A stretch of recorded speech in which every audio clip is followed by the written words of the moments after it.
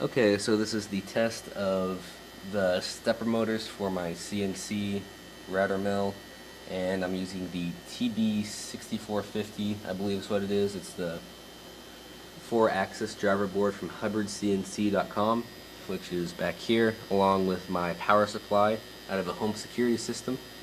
No mention on how I got that, and thanks to a friend for getting that for me though.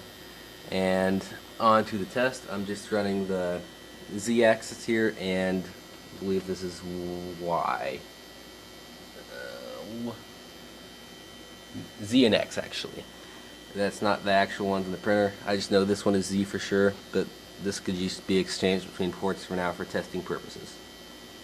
So let's go ahead and get these things tested. I know they still have a little bit of tuning to be done to them, but this is just rudimentary tests. Let's start with X first. See that spinning? And the other way. There we go. And now for Z.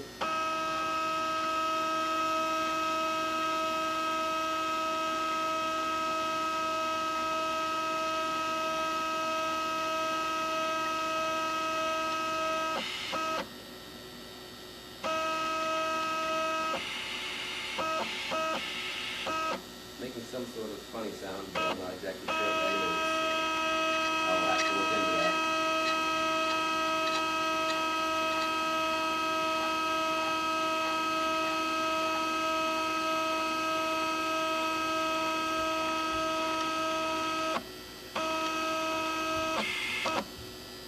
And there we go. That is the tests of a couple of my stepper motors, which will be soon installed into the flat printer. Thank you for watching. What do you think? Just let it do this thing for a second. Thank you. Blinking stuff. Even though it's blinking, the number stopped, which means